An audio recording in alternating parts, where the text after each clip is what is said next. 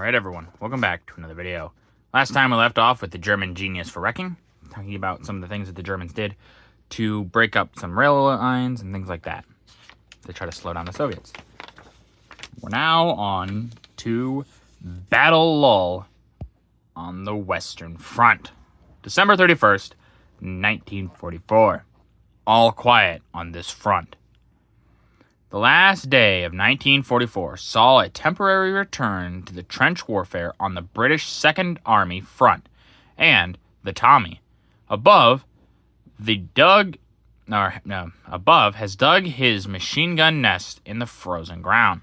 However, Allied planes continued to hammer the enemy, and the German soldier below lies sprawled amidst the wreckage of his flak wagon, now powerless to hinder the Allied sky offensive.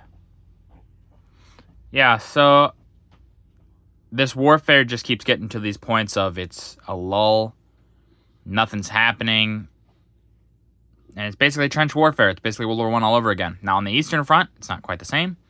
The Western Front, there was a lot more cases of these lulls in the battle. Nothing really happening. This is an example. And yeah, the air power, not having to worry about the flak anymore, big deal. Surrender at gunpoint. January 1945. A Nazi says uncle. Carrying the white flag of surrender, this German soldier is seen from an American tank, a gun of which looms in the foreground of the picture.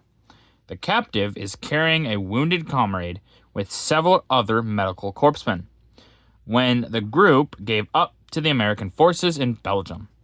Appearing beleaguered and timid, the beaten Nazi bears a wound in the hand. So yeah, you can see, obviously, he's waving the white flag. Lots of Germans surrendered. Better to surrender than die for a battle you don't even believe in anymore. And yeah, also surrendering in front of a tank. What a terrifying thought, you know?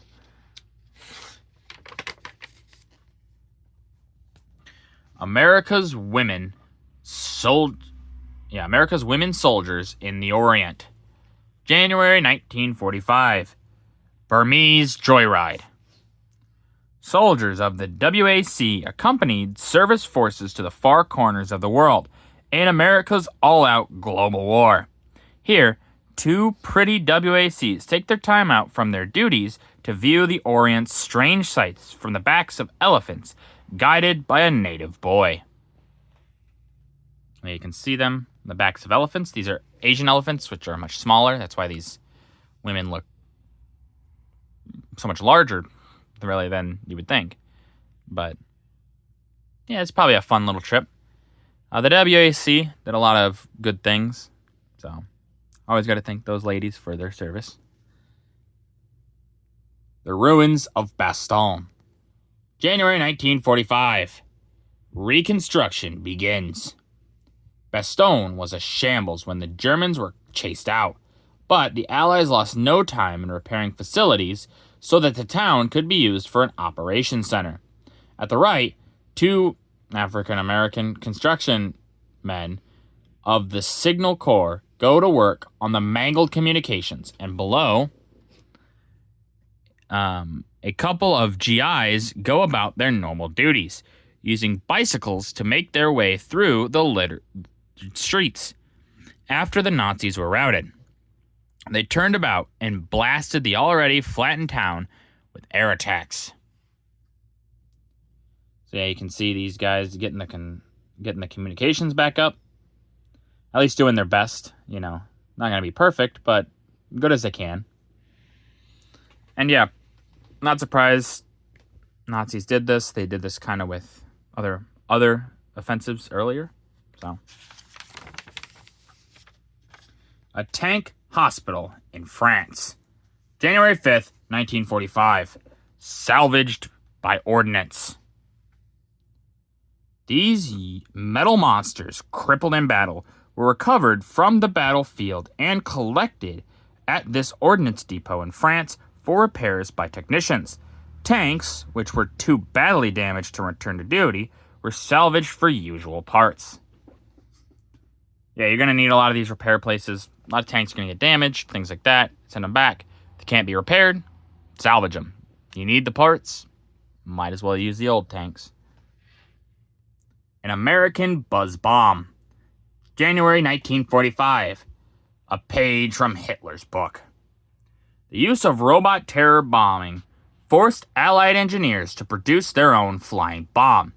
Here is the American improvement of the German V-1. In the top picture, smoke spouts from the undercarriage of a United States Air Force Buzz Bomb as it starts up the ramp, and below, the bomb shreds its carriage and soars to its target. So you can see the American Buzz Bomb. Now, this is not something you hear much about. It's, like they said, kind of our take on the V1. The V1 is still a more technically impressive feat of engineering, but the Buzz Bomb is decent enough. Does the same thing, more or less. Just a little different. Just a little bit. The return to Luzon. January 9th, 1945. Invasion Armada at Lingayen Gulf. Under a protecting canopy of anti-aircraft fire, our forces moved into Lingayen Gulf on January 9th, and the decisive battle was on for the Philippines. Despite the heavy anti-aircraft curtain and protection by planes of Admiral Kinkaid's 7th Fleet, some Japs got through and inflicted damage on our ships and men. Below, a badly burned sailor enters a sick bay. Yeah, you can see he's pretty badly burned there. Lots of cases like this. Lots of men getting on these ships, and when they burn pretty hard. So you're going to get some pretty bad burns. Hopefully that guy was able to recover. The Navy blasts a wedge on Luzon. January 9th, 1945. Rockets pound the beaches. Snapped in midair, these deadly rockets fly from an LCI, Landing Craft Infantry, toward Jap positions on the shore of Lingayen Gulf at Luzon in the Philippines.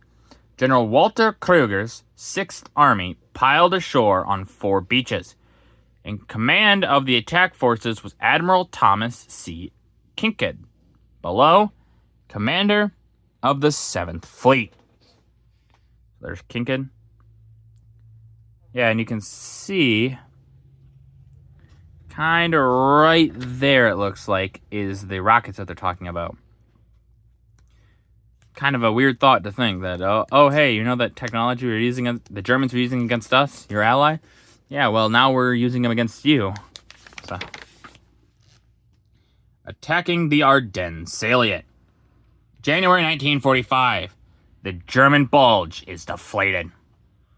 As winter settled over Luxembourg and Belgium, the Allies systematically eliminated the Belgian bulge.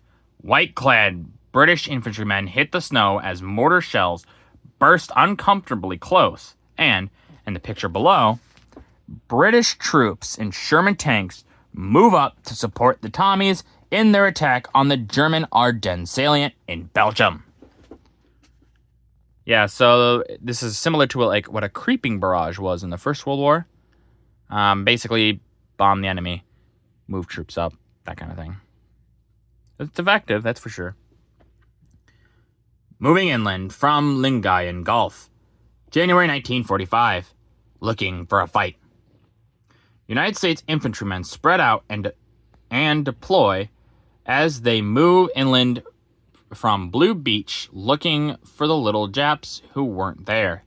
Surprisingly, light opposition was met at Lingayen Gulf, but further inland, below, a Yank mortar team harassed by Jap artillery lashes back with mortar fire from a Filipino rice field, where they were ambushed.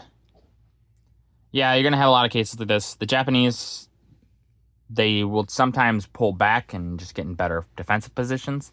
The Japanese were not terrible at defense. It's just they didn't have the men, supplies, any of that for the defense. But they're hard fighters, and they're not going to give up easily. And with that, that's going to do it for this video. If you guys liked the video, leave a like. If you didn't, leave a comment. Tell me what I could improve on. I always appreciate your feedback. And as always, subscribe. It really does help out the channel. Thank you.